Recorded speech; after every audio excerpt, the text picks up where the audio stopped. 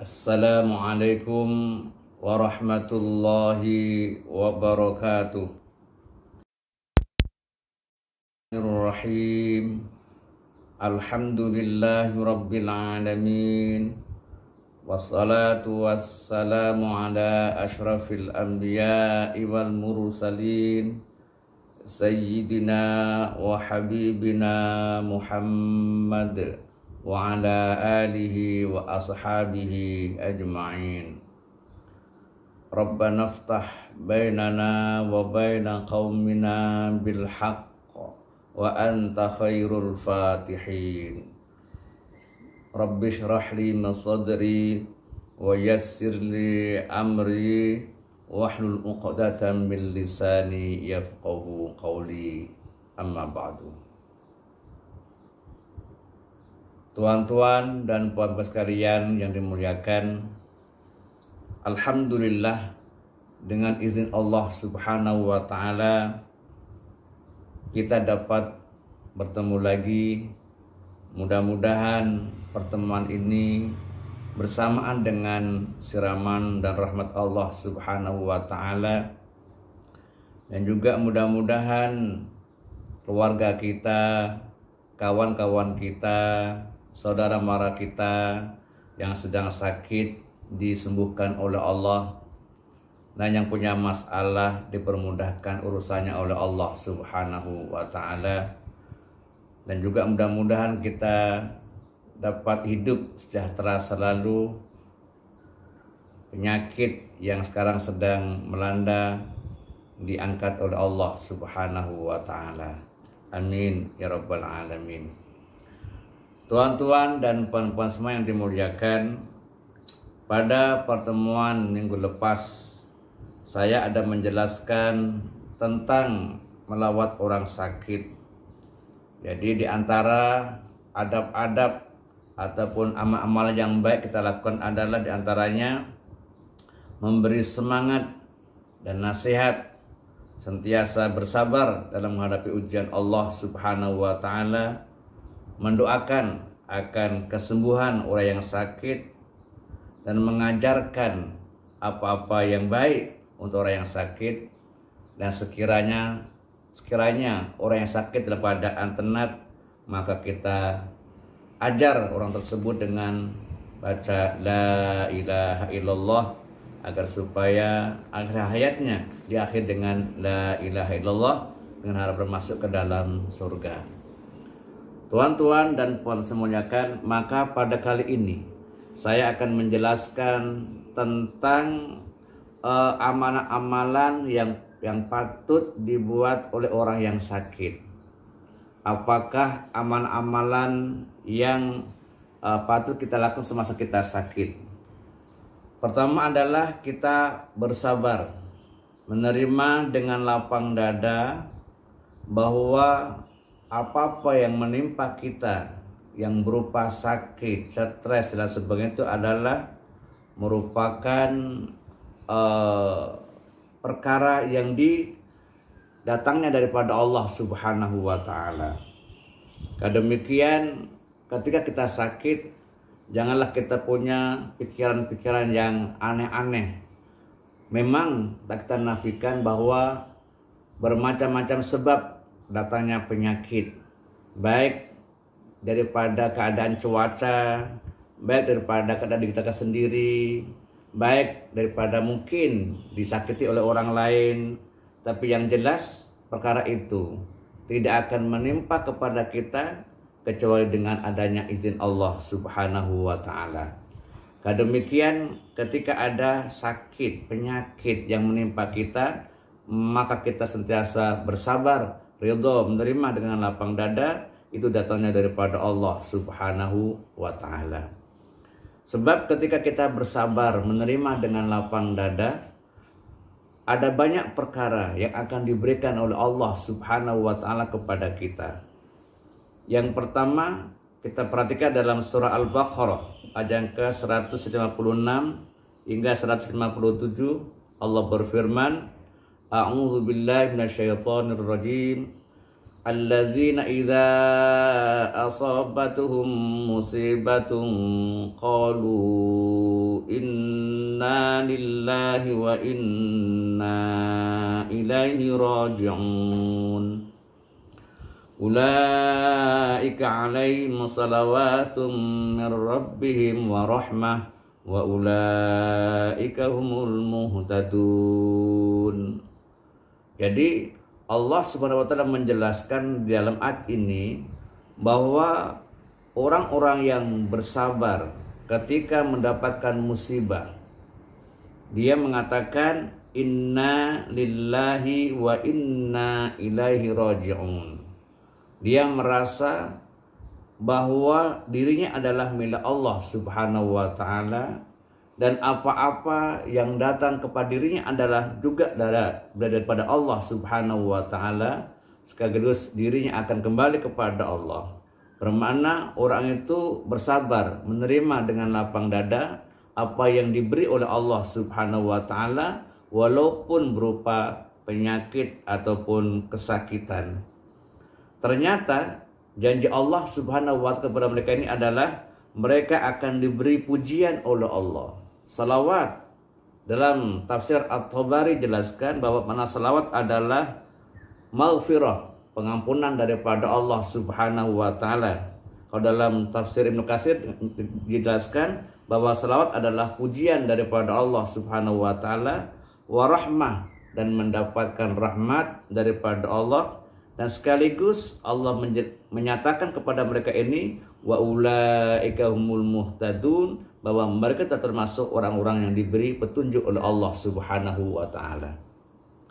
Bermakna sikap sabar terhadap ujian-ujian Allah, terhadap penyakit yang menimpa itu adalah sikap yang benar, sikap yang diuji oleh Allah Subhanahu wa taala. Jadi tuan-tuan dan puan yang muliakan, ternyata ketika kita bersabar dengan apa yang menimpa kepada kita, maka Allah Subhanahu wa taala mengampunkan dosa-dosa kita dan sekaligus kita mendapatkan rahmatnya. Dalam hadis yang disepakati oleh imam hadis daripada sahabat Abi Sa'id dan juga Abi Hurairah radhiyallahu an, baginda Nabi Muhammad sallallahu alaihi wasallam bersabda, ma yusibu al-muslima min nasabin wala wasabin wala hammin wala hazanin wala adhan wala ghammin hatta syaukati yushakuha illa kafarallahu biya min khotoya. Jadi dalam sini dijelaskan bahwasanya tidaklah menimpa sesuatu terhadap orang Islam daripada letih dan juga kesakitan diri dan kesedihan dan kebimbangan dan juga kesakitan hati dan juga adalah stres, sehingga duri yang masuk ke dalam dirinya, kecuali Allah Subhanahu wa taala akan menghapuskan dosa-dosanya ataupun kesilapan-kesilapannya. Jadi tuan-tuan dan puan saya muliakan, jadi bermakna ketika kita sedang mendapatkan musibah berupa apa saja, sakit, stres, dan dalam keadaan kebimbangan dan sebagainya, dan kita bersabar terhadap perkara tersebut, kita tangani dengan sebaik-baik mungkin, maka kita mendapatkan pengampunan daripada Allah Subhanahu wa taala. Dan sekaligus tuan-tuan dan persemuliakan bahwa ketika kita sakit, sebenarnya itu adalah merupakan bentuk sayangnya Allah kepada kita.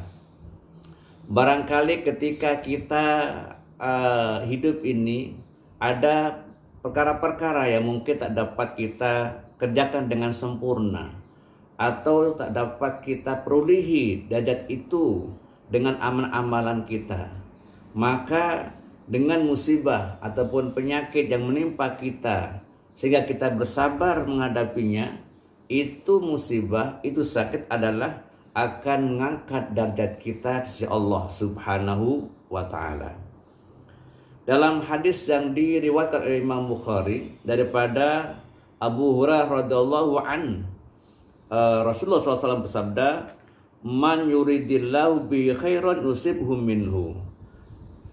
Rasulullah menjelaskan bahasanya barang siapa yang dikehendaki dengannya kebaikan oleh Allah Subhanahu wa taala, maka akan diberi musibah oleh Allah, diberi ujian oleh Allah, bermacam-macam ujian, ya mungkin sakit, penderitaan, disakiti orang dan sebagainya. Jadi yang penting dia dapat menghadapinya dengan kesabaran. Maka dengan kesabaran itulah Allah Subhanahu wa taala mengangkat derajat seseorang. Tuan-tuan dan puan-puan semuanya yang saya muliakan. Jadi ada banyak perkara ketika kita bersabar menerima ujian daripada Allah Subhanahu wa taala. Demikian ketika kita sakit, maka kita sentiasa bersabar. Bermakna pertama adalah kita husnudzon, kita prasangka baik dengan Allah, bahwa dengan sakit itu ternyata ada banyak perkara baik yang akan diberikan oleh Allah kepada dirinya. Tadi berupa pengampunan daripada Allah, mendapatkan rahmat daripada Allah, sekaligus derajatnya akan dinaikkan oleh Allah Subhanahu wa taala. Terus yang kedua, bersabar bermakna kita adalah sentiasa menjaga kebaikan-kebaikan amalan kita sedaya upaya yang boleh kita lakukan. Kalau kita hari-hari sembahyang, kita jaga sembahyang, kita berzikir, kita beramal baik dan tidak melakukan juga perkara-perkara yang dilarang oleh Allah Subhanahu wa taala. Ketika kita sakit, janganlah punya pemikiran yang aneh-aneh, suudzon kepada Allah, merasa tak disayangi oleh Allah Subhanahu wa taala, atau bahkan dia menuduh kepada kawan-kawan yang lain atau orang-orang lain bahwa dirinya itu adalah dibuat oleh orang lain. Apapun sebabnya, kita serahkan kepada Allah Subhanahu wa taala. Yang penting ketika sakit kita bersabar, jangan sampai kita melakukan perkara-perkara yang dilarang oleh Allah Subhanahu wa taala. Ya. Jadi tuan-tuan dan puan-puan semuanya yang saya muliakan. Jadi ketika sakit kita jangan banyak mengeluh. Mengeluh tak tentu arah, ya. Mengeluh keluhan-keluhan yang boleh barangkali menjejas terhadap iman seseorang. Demikian adalah kita sentiasa menjaga diri kita untuk sentiasa dapat beramal baik dan bercakap baik dengan Allah Subhanahu wa taala ketika sakit. Kalau misalnya kita mengadu bahwa kita sakit, kepalanya sakit, kakinya sakit, teruk dan sebagainya, itu perkara biasa. Sebab tabi'i manusia ketika dia sakit dia mengatakan aku sakit dan sebagainya, itu biasa. Bahkan baginda Nabi Muhammad SAW pun pernah melakukannya. Ketika baginda Rasulullah sakit kepala teruk, maka saya mengatakan sakitnya kepala dan sebagainya. Seperti mana dalam hadis yang diriwayatkan oleh Imam Bukhari, bahwasanya Sayyidatina Aisyah radhiyallahu anha berkata, qalat Aisyah radhiyallahu anha wa ra'sah faqala Nabi sallallahu alaihi wasallam bal ana wa ra'sah. Artinya ketika ada satu penyakit yang menimpanya, maka Sayyidatina Aisyah pun juga adalah dia mengatakan sakitnya kepala. Demikian adalah baginda Nabi Muhammad sallallahu alaihi wasallam. Tuan-tuan dan puan-puan semuanya yang saya muliakan. Bagaimana pula kalau sekiranya kita ini adalah sakit dalam keadaan teruk? Ya, penyakit yang macam kadang-kadang kita tak larat untuk menanggungnya. Penderitaan yang kita ini tak sanggup untuk menghadapinya, agak macam gitu. Maka ketika itu kita dilarang oleh baginda Nabi Muhammad SAW untuk berputus harapan, berputus asa. Nah, cuma baginda Rasulullah SAW memberikan cara kepada kita Dalam hadis yang disepakati oleh Imam hadis daripada sahabat Anas radhiyallahu an, baginda Nabi Muhammad SAW bersabda, la yatamannayanna ahadukum al-mauta li dhurrin asabahu fa in kana la budda fa'ilan falyaqul ahyini ma kana al-hayatu khairan li wa tawaffani idza kanatil wafatu khairan li. Jadi kata baginda Nabi Muhammad SAW, janganlah kamu semua mengharap sungguh akan kematian karena satu musibah yang menimpa kamu atau satu kesakitan yang menimpa kamu, yang menimpanya.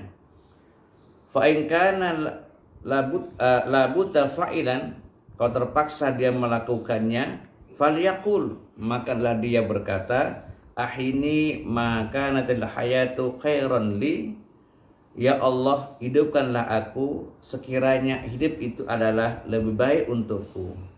Wa tawaffani idza kanatil wafatu khairan li, dan adalah engkau mematikanku sekiranya kematian itu adalah lebih baik untukku.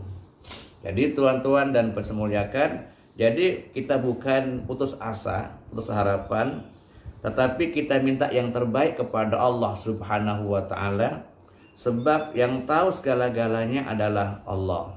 Adakah ini merupakan ujian yang boleh membawa kebaikan kepada kita, ataupun kalau sekiranya kematian itu adalah baik untuk dirinya, ya kita serahkan kepada Allah Subhanahu wa taala, sebab kita semua tuan-tuan dan puan-puan, hidup ini kita minta yang husnul khotimah, minta pada akhiran yang baik sehingga kita mendapatkan pahala daripada Allah Subhanahu wa taala dan dapat dimasukkan ke dalam surganya. Tuan-tuan dan puan-puan semuanya yang saya muliakan. Yang kedua, di samping kita bersabar menerima dengan lapang dada apa yang diberi oleh Allah Subhanahu wa taala, maka juga kita ketika itu kita digalakkan untuk berobat. Untuk berobat ke dokter ataupun dengan cara-cara yang dibolehkan oleh Allah Subhanahu wa taala. Dalam hadis yang diriwayatkan oleh Imam Muslim daripada sahabat Jabir, baginda Nabi Muhammad sallallahu alaihi wasallam bersabda, likulli da'in dawa, fa idza usiba dawa'ud da bari'a biidznillah azza wa jalla. Bahwa setiap penyakit itu adalah ada obatnya. Maka ketika diberi obat dan juga bari'a biidznillah, maka akan sembuh dengan izin Allah Subhanahu wa taala. Dalam hadis yang lain, hadis yang diriwayatkan oleh Imam Abi Dawud daripada Abi Darda, baginda Nabi Muhammad sallallahu alaihi wasallam bersabda, innallaha anzala da' wad dawa faj'ala likulli da'in dawa fatadawaw wa la tadawaw biharamin.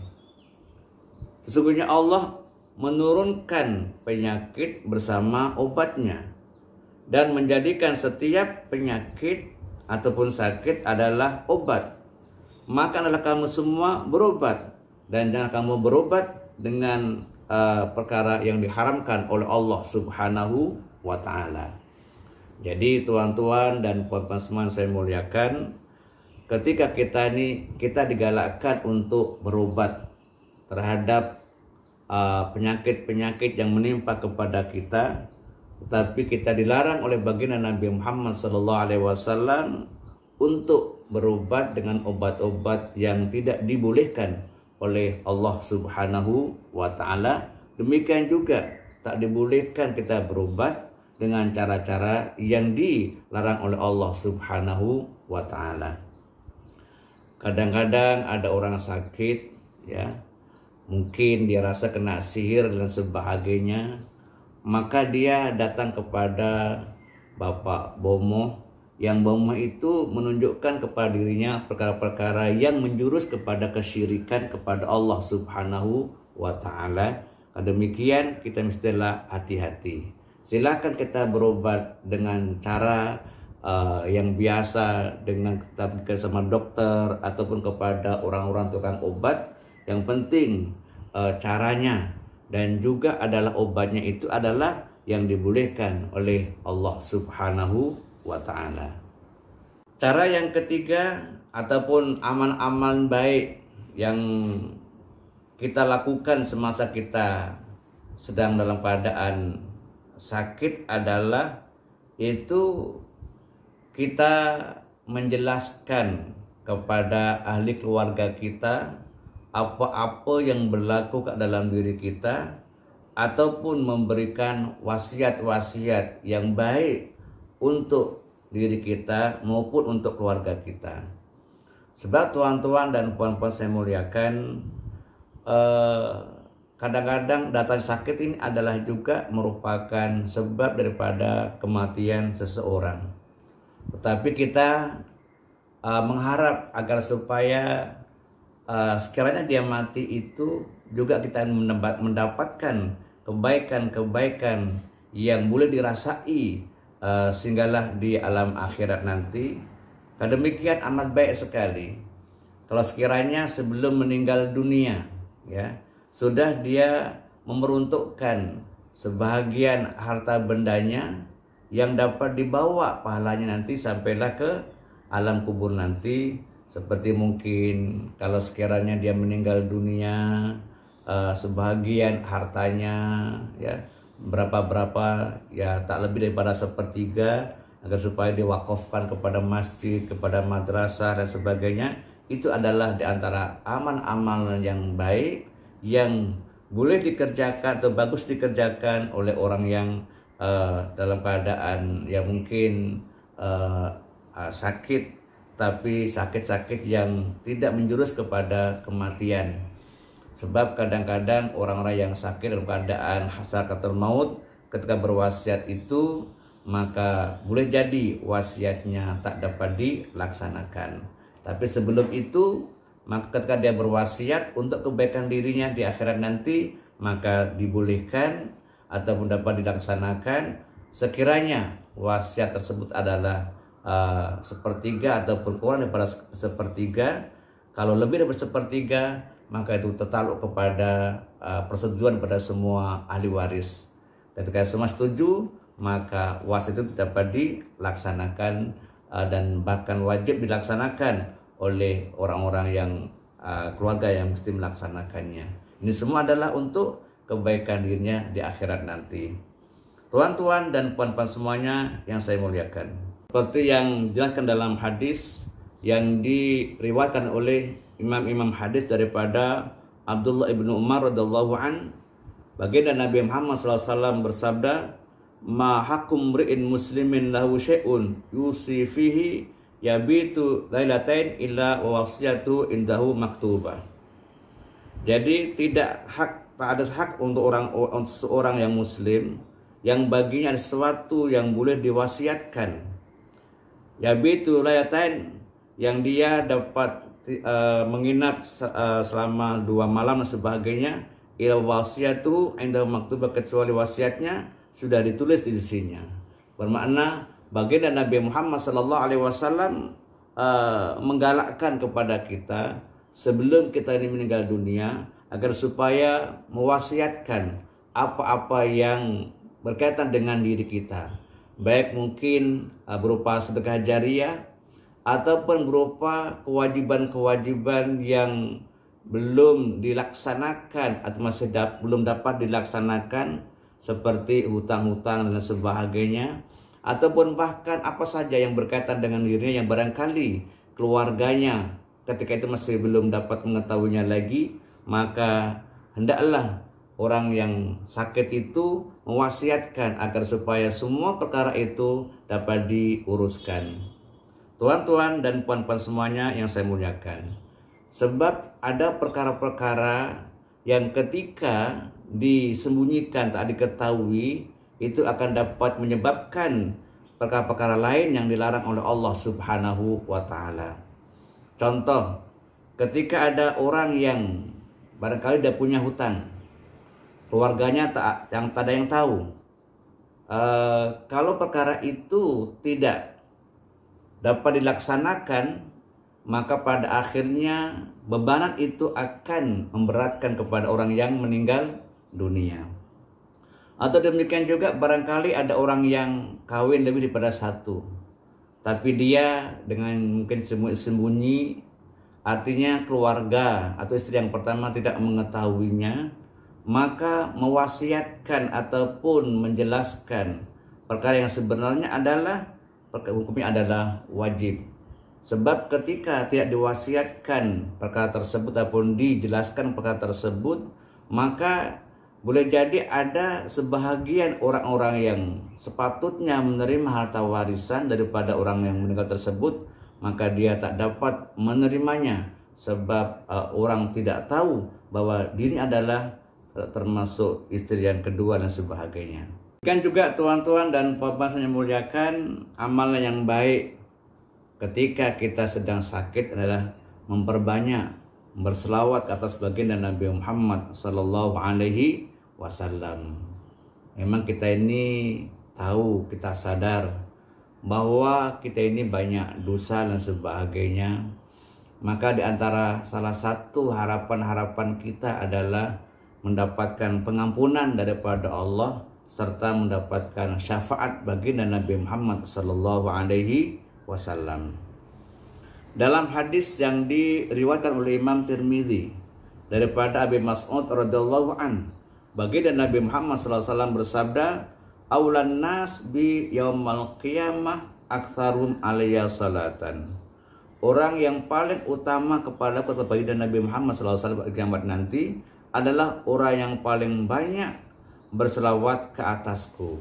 Jadi bermakna tuan-tuan dan puan-puan, kalau kita ini memperbanyak membaca selawat kepada baginda Nabi Muhammad SAW, maka harapan besar kita akan mendapatkan syafaat baginda Nabi Muhammad SAW. Tuan-tuan dan puan semuanya, kemudian yang terakhir adalah memperbanyak membaca La ilaha illallah.